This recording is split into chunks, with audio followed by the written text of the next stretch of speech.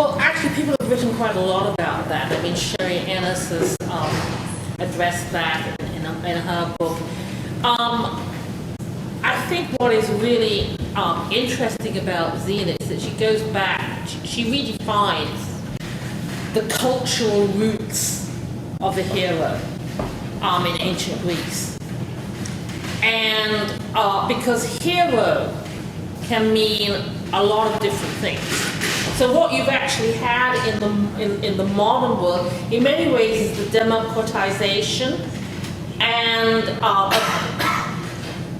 at a certain sort of secularization of the hero, so that the creation of the anti-hero, whereas Xena is very much in the model of the ancient Greek hero, who precisely, and that was what I was trying to get at, sort of mediates between the ordinary and the superordinary, is the extraordinary, the transcendent. And although Cagney and Lacey is great, and Superwoman is also great, I don't think they sort of have this story of redemption, this myth of redemption attached to their stories.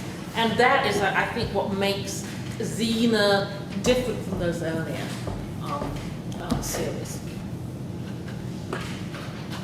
Should I summarize that or repeat that question as well? Just for the purposes of recording, the question has to do with the tradition of female action heroes on television. What's the relationship between Xena and Gabrielle and people like the Bionic Woman and Honey West? And so, next question. As a comment, maybe you could respond to. I really liked the questions you came up with at the end, and you got me thinking about this kind of competing dialogue that's going on around religion and gender, because on one hand, all the projects you in your papers deal with detach, religion serves to detach gender from the body. So you have kind of this freeing of the body where you can have the masculine female who is motherless become the hero in some way, or where the body is not immediately, the actions of the body are not immediately associated with a particular gender. And yet, as you rightfully point out, there's this other kind of televisual narrative that's going on around totally tying religion to roles, to the proper woman, and many of you mentioned that in your paper as well. This idea of the whore, virgin whore dynamic, which is clearly tied to actions of the body. So it's a comment, but I'd love for you to kind of explore that more in response to the service. So exploring the way that religion provides a frame for both destabilizing gender identity, but also sort of restricting it as well, as Sarah said. Yeah, I've been thinking a lot about Grace and Kara, because I think in some ways, where they play around with their sexuality, they're very open about it and everything else. But there always seems to be some type of a cost, which makes you remember this gender thing again. And so what ends up happening, I think, is that, I don't know if writers really mean to do this or not, but it seems that they allow these women to go loose for a while, and they can act in ways like men, but they always want to penalize them. That comment that I made about one of the fans saying, why don't they talk about the men on Saving Grace? They're whores too, they sleep around, but it's always, people come back to comment upon Grace. And even in the times where, let me use the converse with Laura Roslin, if she's not showing sexuality with Adama, then the stories are made up so that she can be sexual with Adama. So there's a whole piece of the paper I talk about where, Diana and I looked at the websites, and she's talking about how people make up these fan zones of, Laura Roslin having this romantic relationship with Captain Adama.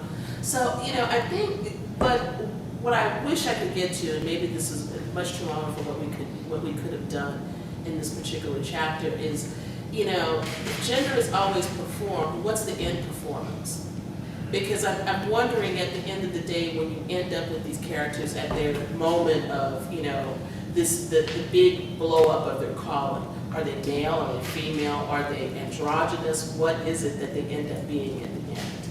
And so that's the question I have. I mean, I can see them moving back and forth between these roles, but what I'm really interested in is what happens to them at the end. Do they become desexualized? Do they become, you know, neuter gender? What happens to them at the end? And I think that's the question that really is the driving question for me at the end, is what happens at their end.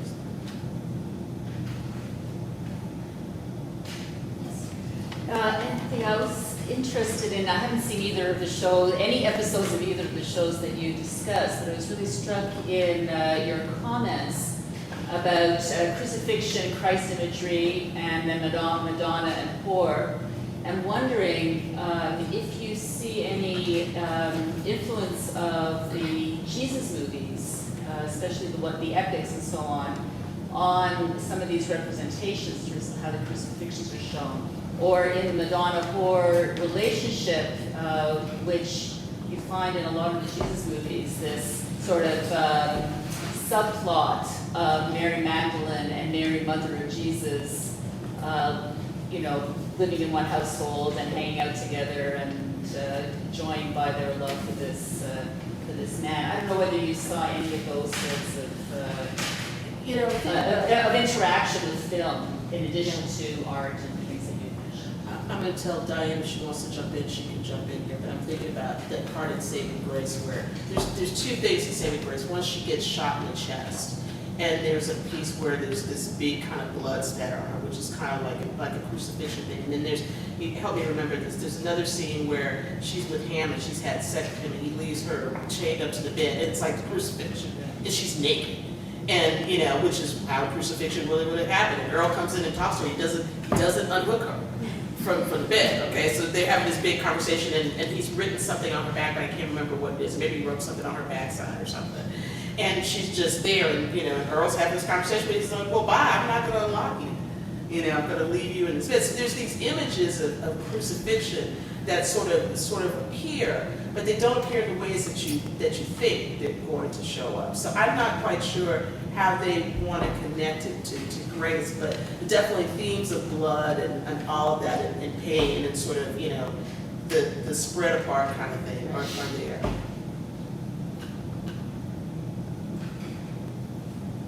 Yes.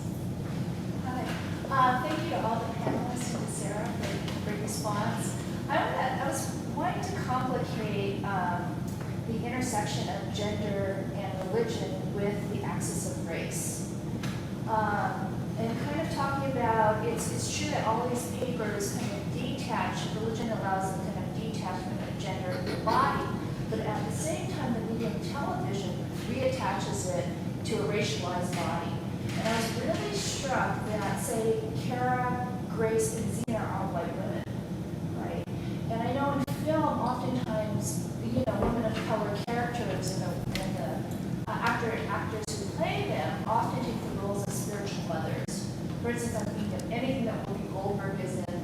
Yeah, she's never having sex, you know. The Oracle in The Matrix. You see that less in television, and you see even less kind of women of color in these roles. And I'm wondering if, you know, riffing off Sarah, if it's because of consumer culture, who's the target audience, right?